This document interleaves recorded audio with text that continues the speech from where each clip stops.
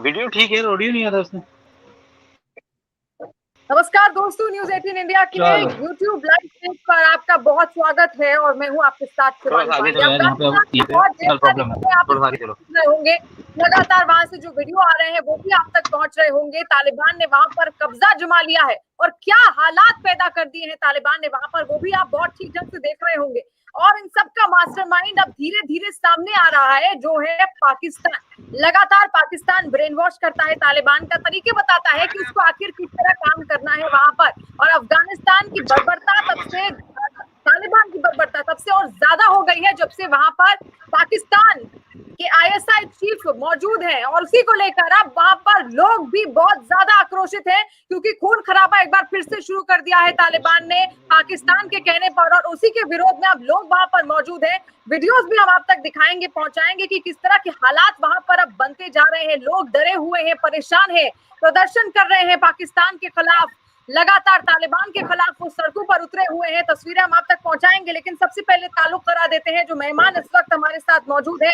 Doctor Amjad Ayub Mirza activist हैं, वो हमारे साथ जुड़े हैं। संदीप बोल मेरे सहयोगी हैं न्यूज 18 से, वो हमारे साथ जुड़े हैं।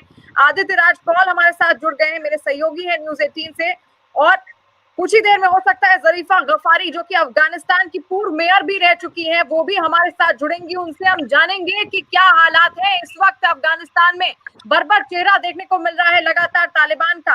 शुरुआत करते हुए संदीप आपसे, क्योंकि लगातार आप पूरे अफगानिस्तान में जो कुछ भी हालात वहां पर मौजूद हैं, हो रहे हैं, उस पर आप नजर बनाए हुए हैं।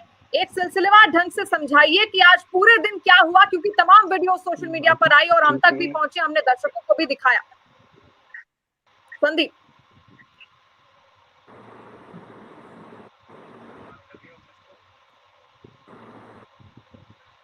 संदीप, आवाज पहुंच पा रही है आप तक? संदीप तक शायद आवाज नहीं पहुंच रही है। आदित्य राज पॉल मेरे सहयोगी इस वक्त मेरे साथ मौजूद हैं। आदित्य, क्या कहना चाहेंगे? क्या अब पूरा मास्टरमाइंड यहाँ पर पाकिस्तान को समझा जाए, क्योंकि गया तो वो है तालिबान की मदद करने, लेकिन धीरे धीरे उसका भी चेहरा बेनकाब हो रहा है एक बार फिर से दुनिया के सामने। जी शिवानी, आप बिल्कुल सही कह रही हैं। पाकिस्तान का चेहरा बेनकाब हो रहा है और पिछले 48 घंटे में जैसे पंजशीर घाटी पे हमने हमला देखा, तालिबान का, पाकिस्तान का और अलकायदा का आतंकवादी संगठन एक साथ मिलकर पंजशीर घाटी पे हमला करते हैं और लोगों को मारते हैं, प्रताड़ित करते हैं, उससे साफ जाहिर होता है कि पाकिस्तान की मंशा। और ये उस वक्त होता है जब आईएसआई के चीफ जो है फैज हमीद, वो काबुल में है पिछले 3 दिनों से। वो वहां पर क्या कर रहे हैं? वो वहां पर सिर्फ पब्लिसिटी स्टंट के लिए या तालिबान में जो आपस में कलेश है उसको रिजॉल्व करने के लिए नहीं गए, वो पंजशीर घाटी पर हमला करने के लिए भी गए हैं। और मैं सबसे पहले तो आपको यहाँ बता दूं कि अफगानिस्तान की जो महिलाएं हैं, उन्होंने दुनिया भर को एक नया विद्रोह की जो भूमिका वो निभा रहे हैं उसका चेहरा दिखाया है। पूरी शर्मिंदगी जो अमेरिका की, ब्रिटेन की और नेटो की हो रही है, वो इससे साफ झलक रही है कि औरतें सामने आ रहे हैं, यूथ सामने आ रहे हैं काबुल की सड़कों पर और तालिबान के खिलाफ नारे लगा रहे हैं। डेथ टू पाकिस्तान, पाकिस्तान मुर्दाबाद के नारे जो हैं बुलंद हो रहे हैं काबुल की सड़कों पर। आज शिवानी, हमने जो देखा काबुल की सड़कों पर हजारों की तादाद में महिलाएं सामने आई, उनके खिलाफ गोलियां चलाई गई तालिबान और पाकिस्तानी आतंकवादियों ने। और उसके बाद हमने देखा कि उनको गिरफ्तार कर लिया गया। सिर्फ महिलाओं को ही नहीं, जो पत्रकार वहां पर रिपोर्टिंग कर रहे थे प्रोटेस्ट के ऊपर, उनके साथ भी जो है मारपीट हुई, उनको गिरफ्तार किया गया। उनके जो कैमरा है ये सब कैद कर लिए गए और सब कुछ जो है कैमरा पर कैद हुआ है। तो दुनिया इसको प्रोपेगेंडा नहीं कह सकती, झूठी खबरें नहीं कह सकती। तो तालिबान का इस पर क्या कहना है? क्या तालिबान 2.0 ये है? क्या इंक्लूसिव गवर्नमेंट ये है? क्योंकि असली चेहरा तो वही है शिवानी, कि हक्कानी नेटवर्क हो, तालिबान हो, अलकायदा हो या पाकिस्तान हो, असलियत तो वही है कि ये आतंकवादी हैं, इस्लामिस्ट सुन्नी कट्टरपंथी हैं और ये नहीं चाहते कि डेमोक्रेटिक राइट्स अफगानिस्तान में आए या अफगानिस्तान की महिलाएं या यूथ या बच्चे जो है प्रोग्रेसिव जाए या इक्वालिटी या डेमोक्रेसी वहां पर रिस्टोर हो। तो सच्चाई जो है सामने आई है, पाकिस्तान बुरी तरीके से एक्सपोज हुआ है और पूरी तरीके से बेनकाब हुआ है। बिल्कुल, एक बार फिर से पाकिस्तान बुरी तरह से बेनकाब हुआ है और खून खराबे के अलावा तालिबान को कुछ नहीं आता, पाकिस्तान को कुछ नहीं आता, और ये अफगानिस्तान में इस वक्त यही कुछ कर रहे हैं। अमजद, डॉक्टर अमजद भी हमारे साथ जुड़े हुए हैं। डॉक्टर अमजद, क्या होगा अब अफगानिस्तान का? जो तस्वीरें अभी तक सामने आई बेहद डराने वाली है। मारा पीटा जा रहा है लोगों को पंजशीर पर जब से कब्जा किया है तालिबान ने, तब वो जहां वो लोग मौजूद हैं उन पर जुल्म ढाए जा रहे हैं। आखिर क्या होने वाला है अफगानी नागरिकों का जो अफगानिस्तान में है? जी बहुत शुक्रिया। मैंने आप ही के प्रोग्राम में ये कहा था कि there are only two forces that can confront Taliban. एक तो पंजशेर के जो लड़ाके हैं वो हैं, जो नेशनल फ्रंट है, और नॉर्दर्न फ्रंट जो अलायंस है, और दूसरा जो है वो अफगानिस्तान की महिलाएं हैं। देखें, ये जो महिलाएं हैं अफगानिस्तान की, ये पिछले 20-22 सालों में वो महिलाएं तैयार हुई हैं जो पढ़ी लिखी हैं, जिन्होंने डेमोक्रेसी का जायका चखा है, जो फेमिनिस्ट इनमें बहुत ज्यादा हैं, फेमिनिज्म को बहुत बढ़ावा मिला इस दौरान। लिहाजा ये चुप बैठने वाली नहीं है। आप देखें, दुनिया की तारीख गवाह है कि चाहे वो फ्रेंच रेवोल्यूशन हो, चाहे वो रशियन रेवोल्यूशन हो, चाहे वो भारत की आजादी की लड़ाई हो, यूके ब्रिटिश के खिलाफ, चाहे वो चाइना हो, चाहे वो ईरान हो, कहीं पे भी सिर्फ और सिर्फ महिलाएं ही वो फोर्स, सोशल फोर्स हैं कि जब वो मैदान में निकलती हैं तो फिर जो है वो तब्दीली जो है उसका रास्ता कोई नहीं रोक सकता। और मुझे बड़ी खुशी है और मैं बड़ा इंकरेज हूं ये देख के कि पिछले 2 दिन से मुसलसल नॉन स्टॉप अफगान महिलाएं जो है वो प्रोटेस्ट कर रही हैं, और उन्होंने पाकिस्तान एम्बेसी के सामने प्रोटेस्ट किया है और डेथ टू पाकिस्तान के नारे लगाए हैं।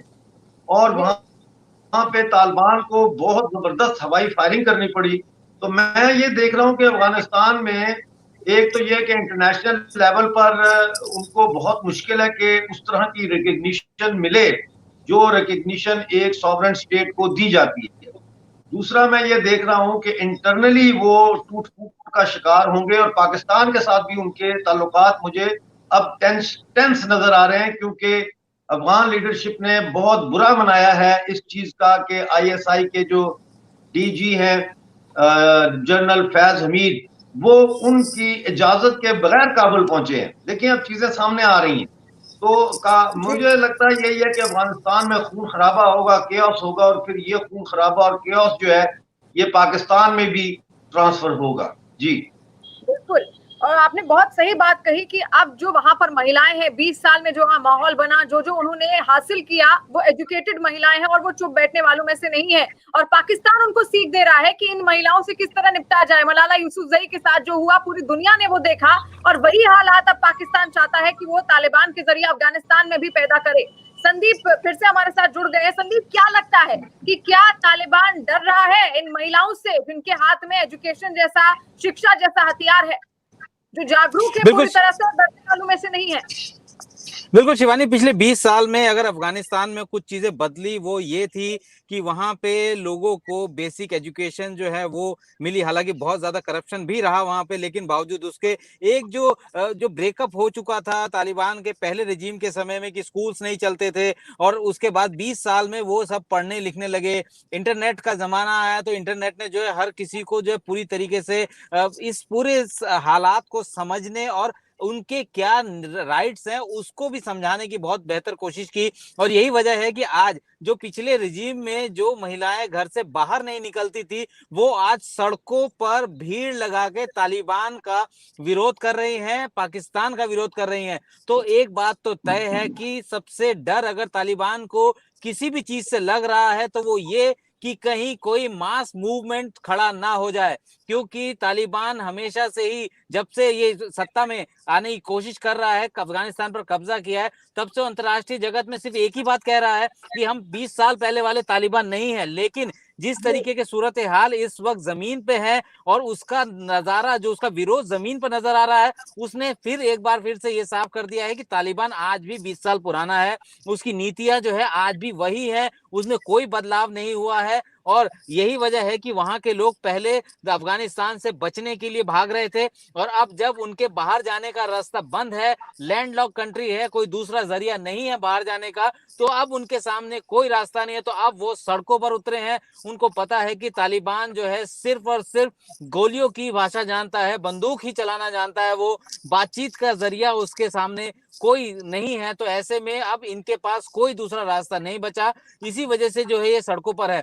दूसरी चीज शिवानी, लगातार जो है प्रोपेगेंडा फैलाया जा रहा था तालिबान की तरफ से कि पंजशीर को हमने कब्जा कर लिया है, एक माहौल बनाने की कोशिश की जा रही थी, उसको इसी बात का डर था कि कहीं बाकी दूसरे प्रोविंस में भी तो इस तरीके का विद्रोह या इस तरीके का रेजिस्टेंस ना शुरू हो जाए, क्योंकि अगर ऐसा होता है तो उनके लिए बहुत ज्यादा मुश्किलें पैदा हो जाएंगी। और वही चीजें अब सड़कों पर दिख रही है। इंटरनेट में जिस तरीके से सोशल मीडिया पे पंजशीर की तरफ से जिस तरीके के हालात दिखाई दे रहे हैं, लोग अब एकजुट हो रहे हैं, सड़कों पर आ रहे हैं। उनको पता है कि किसी भी तरीके की बात करने वाला, कैसे भी अलग अलग तरीके की बात करने वाला तालिबान जो है आज भी वो वैसा का वैसा ही है। और यही वजह है कि इतनी भारी संख्या में महिलाएं जो कि तालिबान के शासन में सिर्फ और सिर्फ घर के अंदर तक ही सीमित हैं, वो आज अकेले खुलेआम जो है विरोध प्रदर्शन कर रही है। और ये तालिबान के लिए सबसे बड़ी घटती घंटी भी है। बिल्कुल, ये महिलाओं ने इन तालिबानियों को ये दर्शा दिया है कि वो अफगानिस्तान में मौजूद हैं और अब ये 20 साल बाद वाला अफगानिस्तान है जो वो देख रहे हैं। 20 साल बाद वाली ये महिलाएं हैं जो उनको देख रहे हैं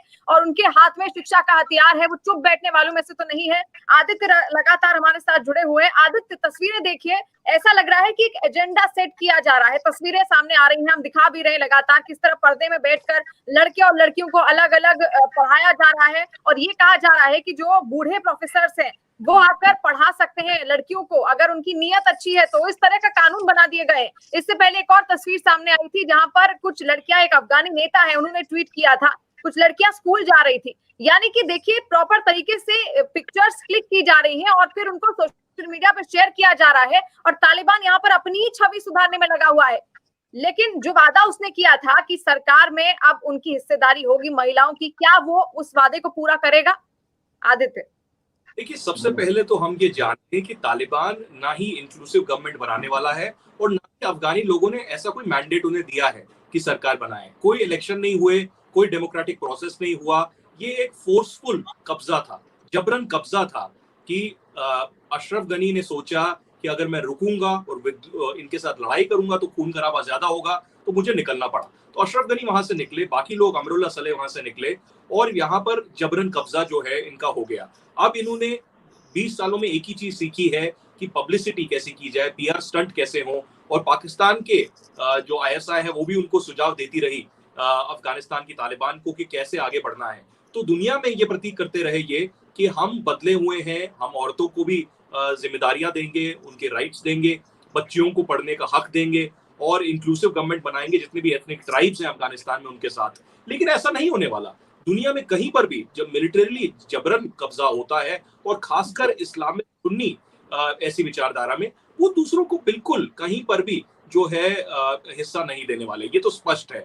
दूसरा, आज जो महिलाओं का प्रदर्शन हुआ है ये हमको बिल्कुल मिर्जा साहब जैसे कह रहे थे, दिखाता है कि विद्रोह की भूमिका ऐसे ही निभाते हैं लोग जब कोई और जरिया ही नहीं बचता। इंडिया में जैसे हुआ, नॉन कोऑपरेशन मूवमेंट हुई, क्विट इंडिया मूवमेंट हुई, दांडी मार्च हुआ, वो ऐसे ही हुआ कि महिलाएं सामने आई या कुछ लोग सामने आए, उन्होंने दुनिया को दिखाया कि वहां पर बंदूक तो जरूर है लेकिन हम इसका मुकाबला कर सकते हैं। तो वही महिलाएं यहाँ पर कर रही हैं। एक अफगानिस्तान की सरकार में सीनियर ब्यूरोक्रेट थे मेरे दोस्त, वो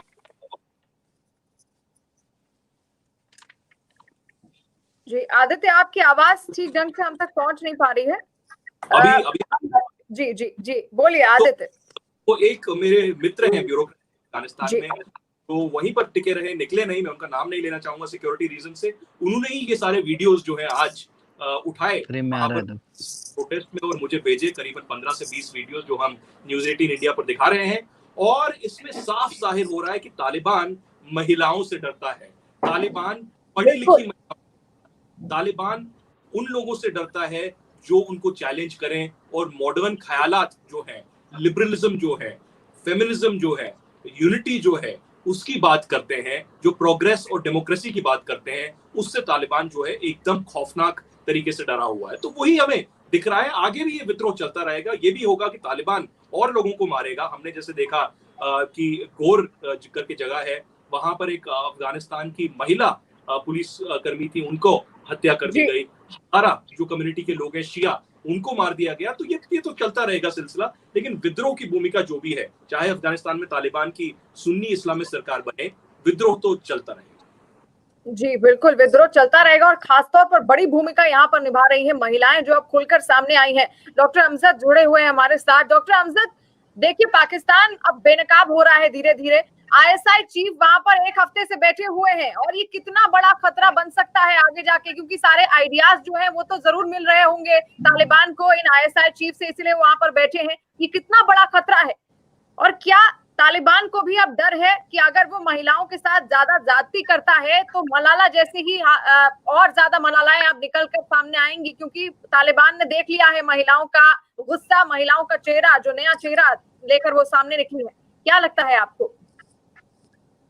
सबसे पहले तो आपने मलाला का नाम लिया, तो मैं ये कहना चाहूंगा कि इस वक्त सवाल ये भी बनता है कि मलाला खामोश क्यों है। इस वक्त तो मलाला को पूरी दुनिया में अफगानिस्तान के लिए आवाज उठानी चाहिए, अफगान महिलाओं के लिए आवाज उठानी चाहिए, तो उनकी खामोशी मेरी समझ से बाहर है। दूसरी चीज मैं ये पूछना चाहता हूँ कि महबूबा मुफ्ती जी जो है, वो जो महिलाओं के साथ विद्रोह हो रहा है अफगानिस्तान में, उस पर वो क्यों खामोश है। देखिए, मेरा ताल्लुक पाकिस्तानी कब्जे वाले जम्मू कश्मीर से है, तो मैं जाहिर है महबूबा मुफ्ती का जिक्र यहाँ पे जरूरी समझता हूँ, और वो बिल्कुल खामोश हैं। ये वही महबूबा मुफ्ती है ना जिन्होंने पिछले दिनों कहा था कि भारत जो है वो मेरे मुंह में खाक नक्शे से मिट जाएगा। तो आज वो तालिबान जो औरतों के साथ कर रहे हैं उस विद्रोह पे खामोश क्यों है। अब मैं आपके सवाल के जवाब की तरफ आने की कोशिश करता हूं। देखिए, मेरी बात सुने, ये जो पाकिस्तान का आईएसआई का डायरेक्टर जनरल फैज अमीर वहां बैठा हुआ है, ये अफगान रेजिस्टेंस के लिए एक रैली पॉइंट बनता जा रहा है, एक रैलिंग पॉइंट बनता जा रहा है। यानी कि उसकी वहां मौजूदगी अफगानिस्तान की सोवरेनिटी का को डायरेक्ट चैलेंज कर रही है। और जितना अरसा ये वहां रहेगा, जितनी देर ये वहां रहेगा, उतना ज्यादा अफगानियों में गुस्सा जो है वो पाकिस्तान के खिलाफ पैदा होगा, और उतना ही ज्यादा पाकिस्तान का जो रोल है अफगानिस्तान में वो एक्सपोज होगा।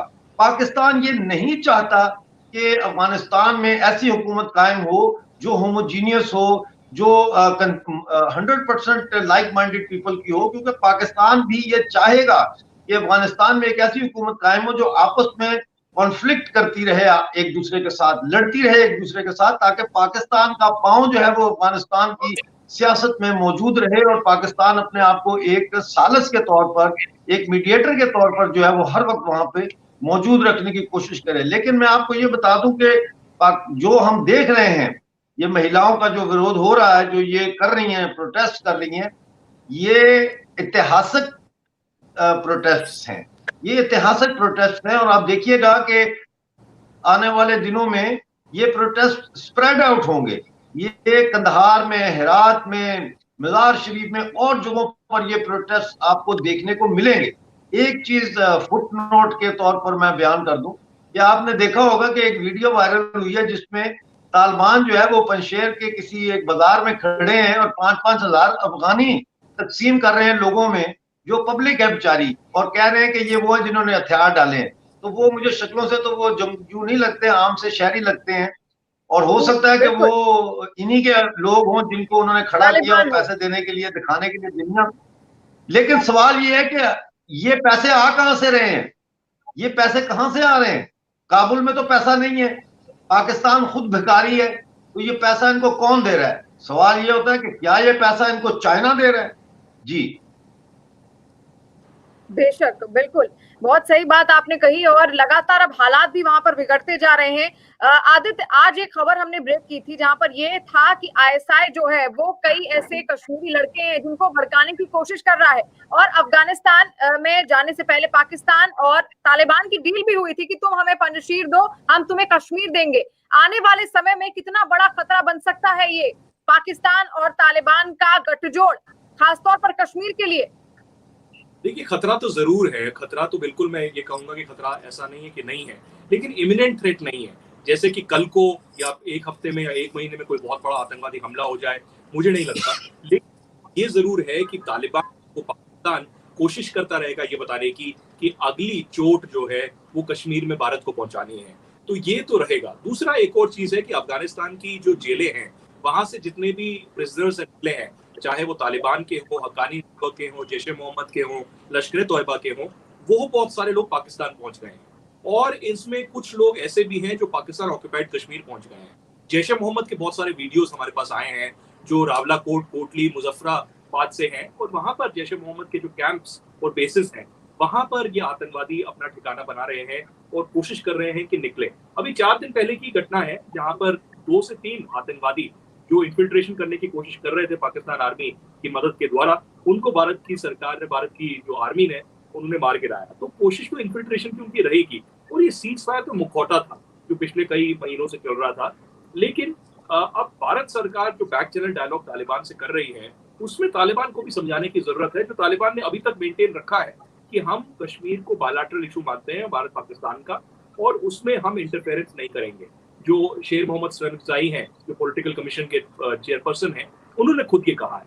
तो तालिबान नहीं चाहेगा, तालिबान पहले चाहेगा कि वो अफगानिस्तान में अपना कंसोलिडेट करे पावर और उसके बाद और कहीं देखे। लेकिन इसका बावजूद हमें देखना चाहिए कि अलकायदा अभी भी एक्टिव है, जैश ए मोहम्मद, लश्कर तोयबा एक्टिव है और पाकिस्तान की मंशा हमेशा से रही है कि वो भारत को चोट पहुंचाए। और आर्टिकल 370 एब्रोगेशन के बाद 2 साल हो चुके हैं अब, पाकिस्तान बौखलाया हुआ है और पाकिस्तान चाह रहा है, जो उन्हें मुंह की खानी पड़ी और अभी जो गिलानी की मृत्यु के बाद जो चाह रहे थे कि law and order situation Kashmir में बने, नहीं हुआ। कोई विद्रोह की भूमिका नहीं हुई, वायलेंस नहीं हुई, स्टोन बेल्टिंग नहीं हुई। तो पाकिस्तान बौखलाया हुआ है और जरूर तालिबान को, अलकायदा को भड़काएगा कि भारत में अब आतंकवादी हमले होने चाहिए। जी बिल्कुल। डॉक्टर अमजद, जिस तरह से पहले आपने कहा था कि पाकिस्तान नहीं चाहता कि वो किसी तरह से एक्सपोज हो, और इस वक्त वो क्योंकि वहां बैठे हुए हैं ISI चीफ और लगातार उसका चेहरा बेनकाब हो रहा है, लोग भी उसके विरोध में, ना केवल अफगानिस्तान में बल्कि दुनिया के अलग अलग हिस्सों में इस तरह की तस्वीरें सामने आ रही हैं। अब पाकिस्तान क्योंकि खुद को देख रहा है एक्सपोज होते हुए, तो वो आगे क्या कदम उठा सकता है? सबसे पहले तो मैं आपसे एक सवाल पूछना चाहूंगा, अगर आप इजाजत दें। जी। सवाल ये है कि क्या इस वक्त कश्मीर की घाटी में कर्फ्यू लगा हुआ है? बिल्कुल नहीं, बिल्कुल नहीं, ऐसा नहीं लगा हुआ ना। आप सबसे सवाल है, नहीं लगा हुआ। आज पाकिस्तान के अखबारों में ये बड़ी बड़ी सुपर लीड्स लगी हैं कि कश्मीर में 5 दिन से कर्फ्यू है। POJK के अखबारों में भी उन्होंने ये खबर छापी है। इसका क्या मतलब है? इसका मतलब ये है कि जो मेरे भाई कह रहे थे कि अली गिलानी के बाद वहां पर कुछ नहीं हुआ, कोई पत्थरबाजी नहीं हुई, कोई जुलूस नहीं निकला, कोई मुजाहरा नहीं हुआ, उस खिफत को छुपाने के लिए, उस अपनी नाकामी को छुपाने के लिए पाकिस्तान ने ये पब्लिसिटी शुरू की है, ये प्रोपेगेंडा शुरू किया हुआ है कि वादी में 5 दिन से कर्फ्यू है। तो आप देखें कि पाकिस्तान का जो PR का सिस्टम है वो बड़ा ही साइंटिफिक है। वो अपने लोगों को उन्होंने जकड़ के उनके दिमाग रखे हुए हैं और इस वक्त 8000 के लगभग आतंकवादी, जैश के, लश्कर के, अलकायदा के, ये इस वक्त POJK में पहुंच चुके हैं। और मुझे जो इतला आ रही है, आज मैंने वो रेडियो मालिया में भी उसका जिक्र किया है कि पाकिस्तान ने रूरल एरियाज में फ्री मेडिकल कैंप लगाने शुरू किए हैं और इस तरीके से वो रूरल आबादी का डाटा कलेक्ट कर रहे हैं। क्योंकि जब आप मेडिकल कैंप में जाते हैं तो you have to present your ID card, उसकी वो डिटेल्स लेते हैं। तो अब से ये POJK की तैयारी कर रहे हैं। आपको याद होगा कि कुछ महीने पहले इन्होंने तोली पीर के ऊपर कब्जा किया था। तोली पीर से नीचे सारा नजर आता है, पुंछ शहर नजर आता है, बाग, रावलाकोट, ये सब। तो इन्होंने तोली पीर पर कब्जा किया, अब लोग उसको भूल गए हैं कब्जे को।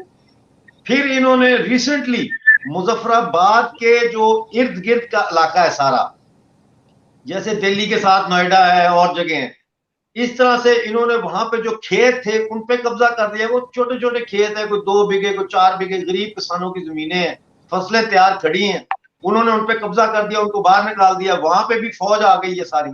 तो ये तैयारी कर रहे हैं। मैं बड़े एहतराम के साथ, बड़े रिस्पेक्टफुली अपने कोलीग से थोड़ा सा मैं इनको ये कहना चाहूंगा, मैं ये तो नहीं कहूंगा कि आई differ from him, I don't differ from his opinion, लेकिन मैं कहूंगा कि ये अच्छी बात है कि ये कह रहे हैं कि कोई बहुत बड़ा आतंकवाद हमला होने का कोई चांस नजर नहीं आ रहा।